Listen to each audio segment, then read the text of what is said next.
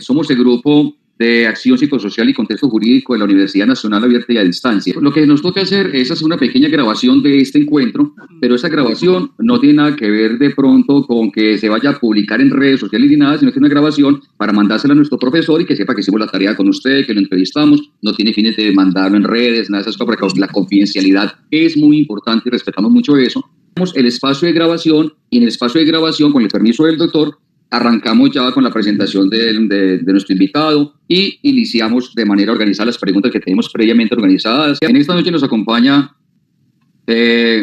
un invitado muy especial a quien le agradecemos mucho su presencia, que es el doctor Santiago Pasos Gaviria, magíster en Psicología Jurídica y Forense. Bueno, yo soy Santiago Pasos Gaviria, yo soy psicólogo de la Universidad CES y soy psicólogo forense también del CES. De experiencia tengo alrededor de 4 años. ¿Usted trabaja con alguna institución o trabaja de cuenta suya? Quisiéramos conocer un poquitico acerca de esto. Bueno, actualmente trabajo para una clínica de Estados Unidos, se llama IVH Forensic, donde ocupo el cargo de evaluador clínico forense y realizo peritajes, reportes de evaluación emocional a población migrante que solicitan diferentes procesos de asilo si quieren regularizar su estatus migratorio en Estados Unidos. Entonces yo realizo la evaluación emocional de estas personas, la evaluación psicológica, el peritaje pues como tal para mirar, no sé, muchas personas huyen por violencia, por diferentes factores, entonces evalúo el trauma, todo eso para mirar cómo se puede ver esto del asilo, o la solicitud migratoria. Wow, de parte mía, yo quedé muy sorprendido. Primera vez que escucho algo, la verdad, ni tenía conocimiento de que este enfoque fuese tan amplio, tan amplio, tan amplio. Wow, la verdad, doctor, lo felicito por todo eso. De manera personal, lo felicito por algo tan maravilloso como eso. ¿Cuánto tiempo lleva en este cargo ejerciendo eso que nos está comentando, doctor? 2 años. 2 años. Bueno, entonces de esta manera, compañeros y doctor, podemos entonces continuar con la entrevista, ya que tenemos la presentación de nuestro invitado. Entonces invito a la compañera Valentina que continúe. Santiago, ¿cómo estás? Complemento ahí como que trabajo para esta empresa, sin embargo, pues, digamos, ese es como mi trabajo de tiempo completo, por así decirlo, el trabajo de oficina que tenemos todos, por así decirlo. Sin embargo, con estos peritajes también realizo de manera independiente, uno que otro por ahí al mes, trabajo pues como con abogados, me estoy ahí moviendo, pues empezando a mover más en el medio, arrancando, siendo mi nombre y eso. Y he tenido pues también casos así, pues ya como particular que abogados contratan mis servicios. Wow, excelente, excelente todo eso, doctor. Listo, ahora sí iniciamos pues como con las preguntitas. Santiago, ¿cómo comenzó su carrera en este campo y puedes contarnos sobre tu formación para ejercer en psicología jurídica? Ok, para ejercer, bueno, como inicié, digamos que en mi familia y eso había un contexto pues como de, digamos, de derecho y de leyes y eso, entonces era como algo como que lo que yo ya reconocía. Luego entré a estudiar psicología y por allá como en el 10º semestre, en el 9º semestre, vi psicología jurídica, y pues sí me llamó mucho la atención, me gustó mucho, vi las áreas, vi como el campo de acción, vi que no es un área muy saturada, por así decirlo, de psicólogos en este campo, como ustedes lo pueden ver. Sin embargo, también es que falta, digamos, en cierta forma como que los abogados o como el aparato judicial también reconozca cómo puede ser esto importante, digamos, en los procesos legales. Y bueno, ya luego realicé la maestría, lo que me habilita, era como la pregunta, lo que me deja pues como para poder ser como este auxiliar de la justicia o hacer estos peritajes, es ser profesional en psicología, y luego pues tengo la maestría, porque un perito es alguien profesional en algo. Hay peritos de, no sé, de los ingenieros que dicen así, entonces si esta estructura, entonces llegan y le cotizan y dicen, entonces eso vale 30 millones y así, bueno, pero digamos ya el área emocional, entonces ¿quién? Entonces así. Sí, sí. Listo, Santiago, ¿cuál ha sido su experiencia más significativa trabajando en este campo? La experiencia más significativa, pues como una experiencia así, un caso pues, o como... Sí, puede ser. Puede ser, sí. He tenido varios casos, por ejemplo, una pareja de adultos casi mayores, no tan mayores, que vivían en un apartamento en el centro de Medellín, y la señora era profesora de piano, pues como de toda la vida, así, como de bellas artes, no sé, bueno, y estaba casada con un canadiense, entonces él, pues desde hace mucho, y bueno, entonces en el 2007 compraron el apartamento para hacer su proyecto de vida, entonces el canadiense se vino ya del todo, se casaron, listo ya. Resulta que entonces es el último piso, pues como esos apartamentos así grandes, pues de por allá del centro, así y eso, y resulta que hay una gotera, y entonces empezó una gotera y una gotera, y esa gotera ya como que afectó a una habitación, pues así como completa, y eso empezó desde el 2012, ya estamos en 2026, yo cogí el caso en el 2025, entonces demandan pues que a la unidad, que a la administración, entonces que sí, que no, y van en eso y en eso y en eso y no sale nada, no, pues, no responde la unidad, no responde la administración, entonces cuando hubo la pandemia, eso le hicieron como un muestreo así, eso tenía como un hongo, y entonces como que tenían que ya clausurar esa habitación del todo, porque o sea, se iban a enfermar con eso.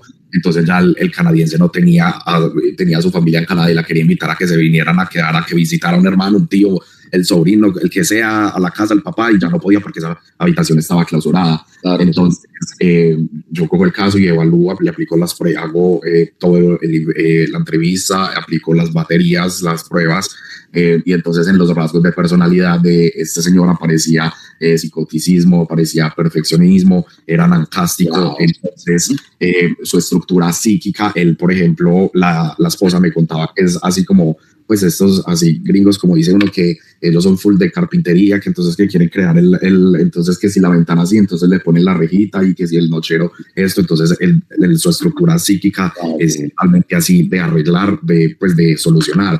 Entonces que la señora pues esta de piano contaba que por ejemplo se dañaba así a veces una puerta o algo así, o una chapa, y que él de una le encantaba de una sacar el taladro y ponerse, pues o sea, era su hobby, o sea, le encanta arreglar, solucionar. Y llega esta humedad y él no podía hacer nada. Entonces, pues digamos en la audiencia yo le decía al juez, pues usted es pues miremoslo como si fuéramos Lawrence, o sea, usted es una persona extranjera en un lugar extranjero, compra un apartamento para vivir con su esposa, usted, su estructura psíquica le pide que siempre usted soluciona, usted arregla, y hay un problema en su casa donde usted vive y usted no lo puede arreglar. Cómo es el malestar que eso le genera a esa persona en su diario vivir, que no es un nochero que no puede arreglar una chapa, es una humedad que tiene en la casa y él no la puede arreglar. Entonces este es el último recurso que él tiene de demostrar el daño que eso le está ocasionando. Entonces, bueno, se hizo la audiencia y todo eso, entonces también hubo peritos así de arquitectos y de todo, pero por la parte psicológica o por el daño emocional fue como por lo que más plata le dieron, por así decirlo, pues como por el daño, fue como la compensación más emocional, o sea, les dieron pues como para lo de arreglar eso y pues a solucionar y no sé qué, pero el daño a eso, el daño emocional, que no es transitorio, que se quita en el momento en el que se elimine ese estímulo que lo ocasiona. Entonces, pues, ahí, bueno, fue como la parte que más... Súper interesante, porque uno no piensa nunca que un caso así tan particular termine beneficiándolo por la parte, pues, obviamente de salud mental. Está muy interesante ese caso. Vale, puedes continuar ahí. Listo. ¿Cuál es el campo o campos de la psicología jurídica en el que te desempeñas? Está el de psicología forense, que es en el que yo me enfoco, que es la evaluación del estado mental para apoyar un proceso legal. Vamos con esta otra preguntita. ¿Puedes compartirnos un caso donde tu intervención haya tenido un impacto importante en un contexto jurídico? Bueno, un caso en el que haya tenido impacto en un contexto, digamos, jurídico, está el caso, por ejemplo, de una chica que el día de su cumpleaños, con su mejor amiga en Medellín, decidió irse para un spa, pues como que la mejor amiga no se la invitó a un spa, y se fueron las dos por allá, de masajes y jacuzzi y eso, las dos amigas pues así en plan. Entonces había un columpio, como parte de, no sé si a la decoración del mobiliario, y ellas se montaron ahí a tomarse fotos, y resulta que entonces pues las dos se cayeron, el columpio se soltó, y pues a la que yo evalué, la persona que yo evalué, se dio un golpe en el hombro, o sea, como que cayó en el hombro y la amiga le cayó encima, o sea, todo el peso lo recibió fue en ese hombro, entonces le dolía mucho y como que las personas encargadas pues del lugar, las masajistas, no sé, como que no tenían una ruta de atención, no sabían nada, entonces ya solo decían como que si estaba bien, si no está bien, entonces ya como que ella ya se sentía muy mal y preguntó como que pues ustedes tienen póliza o pues o no tienen póliza o qué. Y entonces pues a la final no tenía póliza, ya se tuvo que ir para la clínica, tuvo como una luxación y no sé qué, hizo fisioterapia y todo eso. Resulta que a raíz de eso pues ella es una mamá soltera, joven, relativamente pues sí, tiene 29, 30 años, tiene una hija de brazos y ella es la cuidadora primaria de él. A raíz de este accidente que ha tenido, no ha podido cumplir como a cabalidad su rol de madre, no la puede cargar, no la puede vestir, no le puede cargar un morral. Aparte es una, pues como empresaria, surte como estos spa de uñas y estas cosas así. Ella como que surte así de mercancía y ella llenaba el carro de ella de la mercancía ella sola pues descargaba la mercancía cuando llegaba a los negocios y eso, cosa que ya no podía hacer debido a este problema pues del hombro. Entonces ella tiene un diagnóstico previo de fibromialgia, que son estos dolores intensos en el cuerpo que mucha gente también asocia como este malestar emocional cuando el cuerpo pues lo habla. Y la actividad física, el deporte le ayudaba mucho a controlar esos dolores. A raíz de este accidente no pudo pues realizar más deporte, por lo tanto se aumentó la fibromialgia, se disminuyó su rol de madre, se disminuyó su capacidad laboral y entonces pues se imaginarán ustedes, estando pues en el caso de ella, esto tuvo un grave impacto pues en su vida normal, en su vida cotidiana, en sus ingresos, en su bienestar. Entonces yo realicé la evaluación emocional, el peritaje para conocer el estado mental de ella y pues digamos las secuelas derivadas de este evento adverso. Y digamos que lo que ayudó en la decisión jurídica fue a demostrar que realmente había un daño, un nexo causal, una relación entre lo que ella, como ella se siente en este momento y cómo está relacionado con ese evento del que ella fue víctima, pues no víctima digamos, pero del que ese evento pues que le ocurrió y que este lugar no tenía como aseguradora ni como una ruta de atención. Wow. Okay. Perfecto. Bueno, Santiago, entonces vamos a hablar un poquito ya entre la relación que hay entre la psicología jurídica y las acciones psicosociales. Y me gustaría que nos contaras desde tu experiencia cómo se integran las acciones psicosociales en los contextos jurídicos en los que has trabajado. Ok, las acciones psicosociales, digamos, están orientadas a mejorar un grupo o una población determinada. Digamos que yo personalmente, pues yo, digamos como que no he trabajado así con comunidades o con grupos. Bueno, digamos que mentiras que sí, digamos que, por ejemplo, tuve la oportunidad de estar en Pedregal, en la cárcel de Medellín de Pedregal.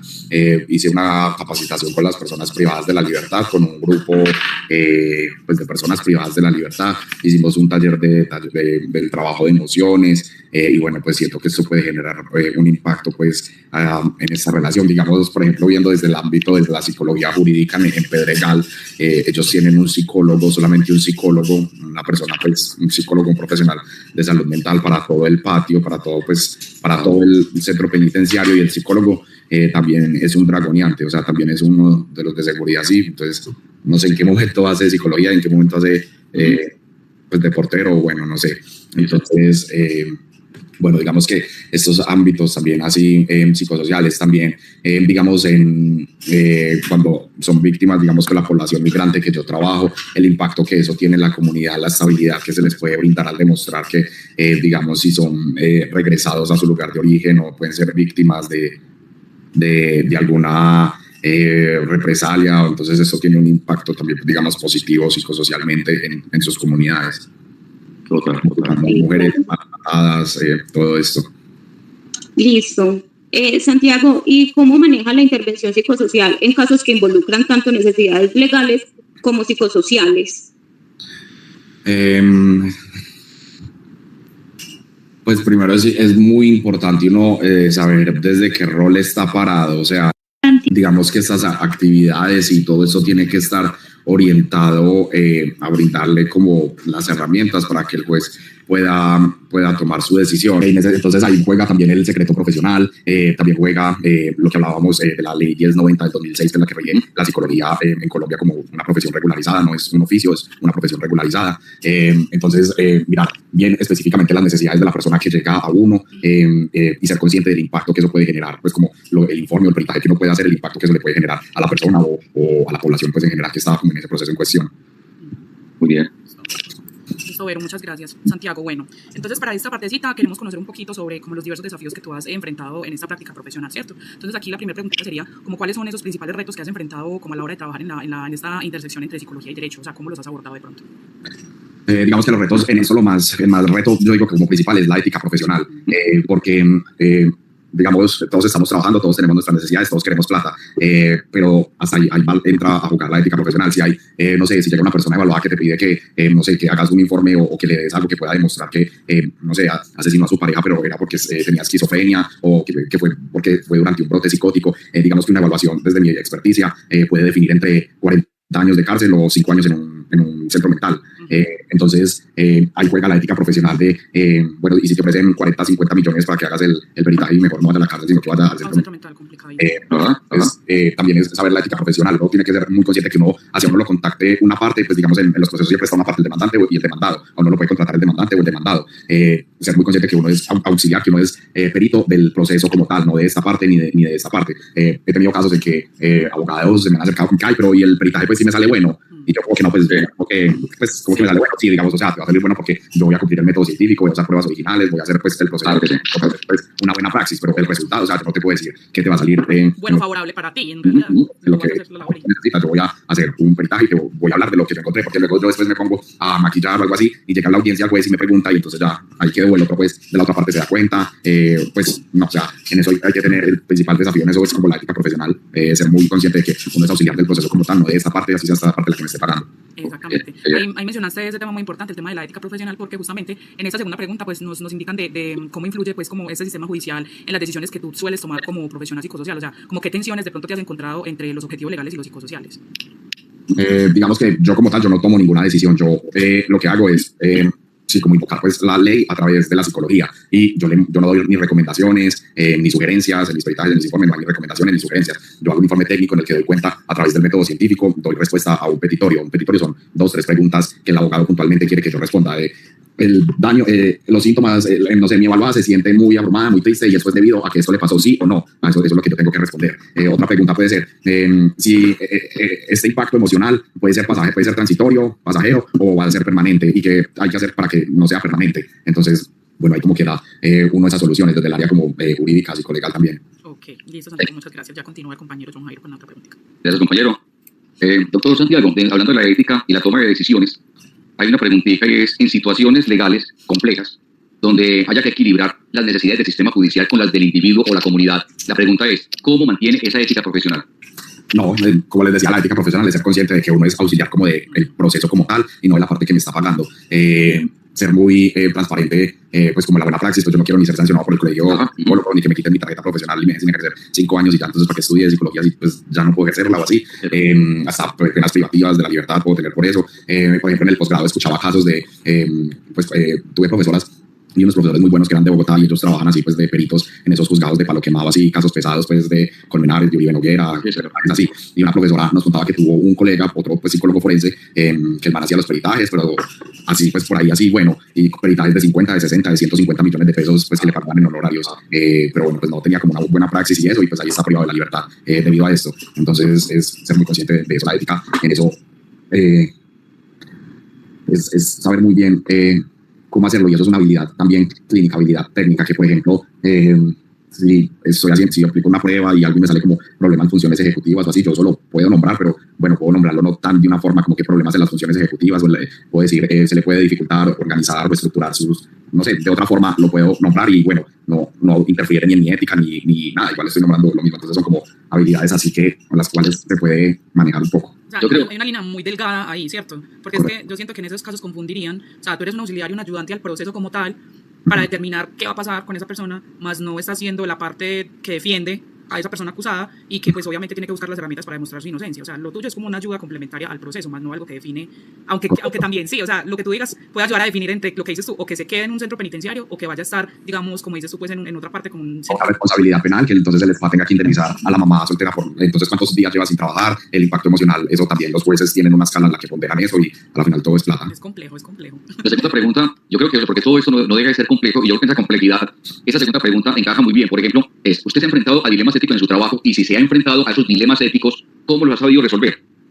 Sí, me he enfrentado con eso cuando les comentaba pues abogados que me han dicho como que ay, pero el informe sí me sale bueno, y cosas delicadas de custodia, de quién se va a quedar con el papá, que se va a quedar con el menor de edad. Entonces, pues digamos ahí eso es de uno pues sí parar al abogado y pues como centrarlo en que uno es auxiliar así del proceso, que yo hago el peritaje, hago el informe, y ya pues él decide si lo usa, si no lo usa, si no le sirve, pues bueno, pues ya uno por eso realiza como un contrato, un acuerdo, se cobran unos honorarios antes, unos honorarios cuando lo entrega el informe y eso, bueno, ya eso pues es como otra parte pues, pero entonces ya, o sea, si no le sale como les favorable, pues que sea buen abogado y le diga que mejor no lo utilicen y ya.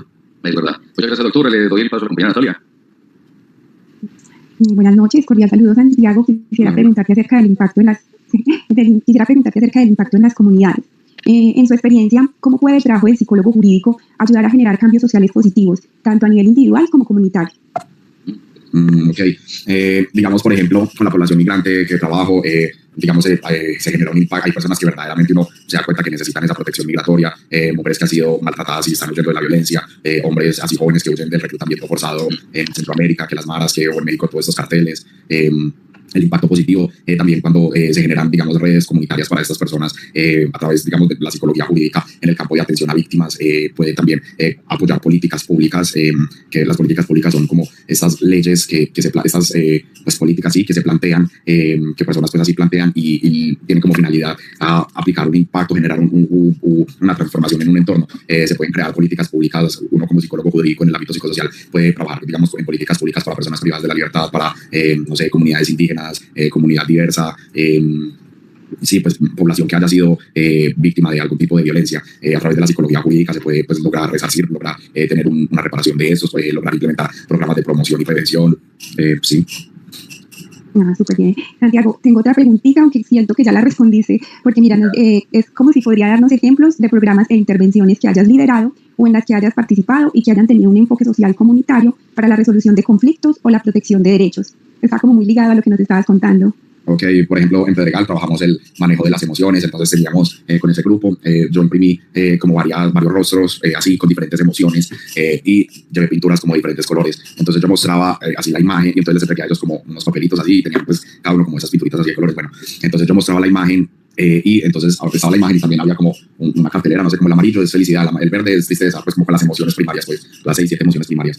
Y cada persona, apenas yo mostraba una imagen, ellos como que ponían en la hojita así, pues con el dedo así con color, como que esta persona está feliz, esta persona está triste, así. Entonces cuando luego todos ya ponían como que bueno, mostremos qué colores ponían y había diferentes a veces colores, pues no todos tenían como el mismo color. Entonces miramos como el manejo, como digamos, de las emociones, que muchas veces uno puede pensar como que ay, esta persona, no sé, está mal geniada o algo así, resulta que así es su expresión facial, o que, pues, bueno, fue un impacto positivo porque digamos que en estos lugares se puede prestar mucho para eso, pues no sé, me miro feo o no sé qué. Entonces como en un ejercicio así muy básico, muy simple, pues como mostrar que la misma cara para ti, para mí puede ser asco, para otro puede ser felicidad, para otro puede ser rabia, para otro puede ser tristeza.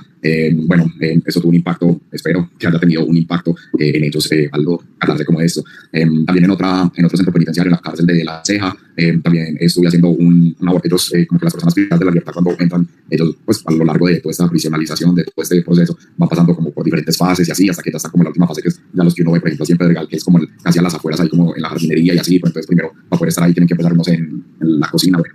Entonces, para ir pasando esas fases y eso, entonces yo apoyé un proceso de, pues había como muchas personas que ya querían avanzar como a la siguiente fase para poder tener, no sé, otros beneficios o, bueno, eso es pues un mundo aparte de estos centros penitenciarios, pero apoyé porque no tenía ni psicólogo ni personal ni nada, entonces fui como con unos compañeros, con Andrea Cartagena, la pueden buscar, Andrea Cartagena Apreciado, es la mamá de los pollitos en psicología jurídica acá en Medellín. Yo sí lo voy a anotar, Andrea Cartagena, voy a anotar. Sí. Pero ya sé si les interesa el tema, bueno, soy yo, Santiago Pasos Gaviria, y luego está mentiras, Andrea.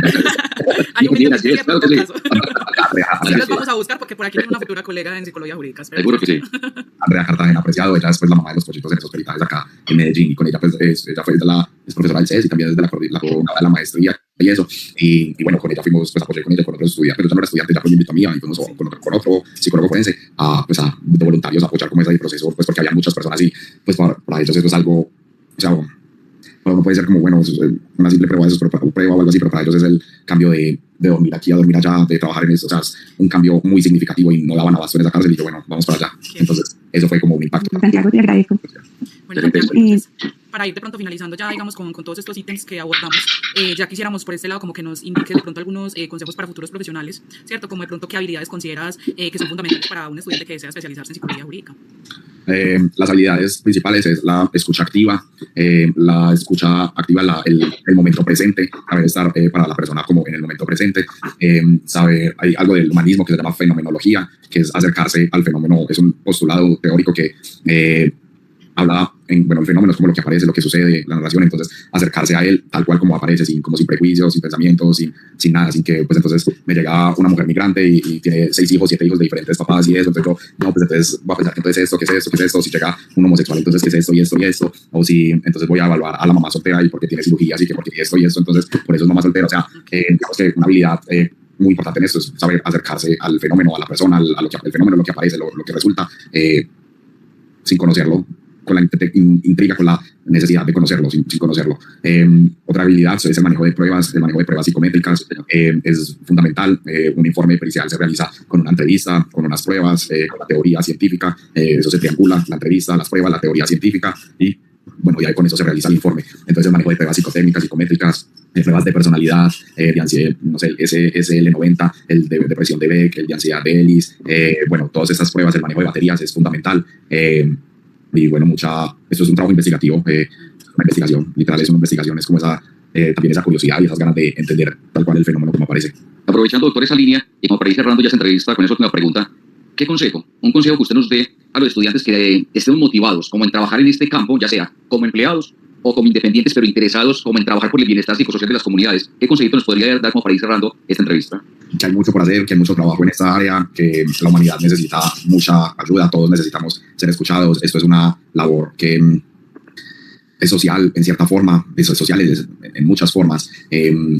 Estamos trabajando con la experiencia humana, con la psique humana. Hay casos en los que pues acá les cuento, eso no es que me digan felicitaciones ni nada. Yo he tenido como 2 casos en los que yo me he dado cuenta que la persona no tiene los recursos suficientes para pagarlos. El abogado me contacta, un abogado con el que trabajo y así, y empiezo a hablar con la persona y yo me doy cuenta en la entrevista, en su historia de vida, personas que son casi pues como analfabetas del campo, que yo sé que no tienen para pagar los honorarios que yo sé. Sin embargo, al escuchar sus casos, sus historias, yo sé que necesitan la ayuda, yo sé que lo que yo pueda mucho o poco hacer por ellos, yo sé que eso les va a servir en este proceso. Entonces, bueno, como dice por ahí el dicho, o bueno, por ahí la gente dice que uno cobra dependiendo del marrano y eso. Uno tiene ese es el dicho. Uno tiene sus tarifas y todo eso. Entonces, bueno, hay veces que el marrano no tiene con qué pagar y uno lo hace y bueno, de eso que le dan 1000 bendiciones y de todo eso, bueno, eso, de alguna cosa, todo eso sirve, todo eso bueno y así, o con un costal de naranjas que me ha pasado, esa persona me pagó con 2 costales de naranja. Si no pedírselos y él llegó y yo no le dije que en la segunda cita él llegó y yo había hablado ya con el abogado y me dijo como que no te y yo tranquilo, que eso no hay problema de nada. Y en la segunda cita me llegó con 2 costales de naranja y yo bueno, ¿qué es eso? Ahí está para tomar algo de naranja toda la semana. Sí, señor. No ibas a tener. Entonces, pues sí, digamos como consejos así, sí hay mucho trabajo, hay mucha la humanidad, la experiencia humana, la vida humana, la experiencia. Ustedes que también llevan tiempo experimentando esto que estamos viviendo todos, se pueden dar cuenta que la humanidad necesita ser escuchada. Entonces, Listo, Santiago, no, qué bueno haberte conocido, muchísimas gracias por el espacio, nos retroalimentamos demasiado, nos llenas de muchísima motivación, porque total. Efectivamente esto es acercado a una realidad que digamos no está alejada de lo que conocemos todos. Obviamente ya pues en el medio es que nos iremos enterando de cómo está funcionando todo este tema, pero sí, claramente la salud mental es ahorita yo creo que el foco principal para entendernos un poquito más como humanidad y pues afortunadamente la psicología tiene demasiadas ramas y abarca demasiados aspectos tan importantes para nosotros. Entonces no, qué admiración tan grande, de verdad, nos quitamos el sombrero porque sé que eres un psicólogo súper integral, estás manejándote por unas ramas bastante complejas pero que de verdad generan bastante impacto. Entonces no, muchas gracias por habernos regalado pues el espaciocito. Gracias por todo. Muchas gracias. Gracias, Santiago. Que tengas una feliz noche, Chaito. Feliz noche, Santiago, hasta luego, que estés bien.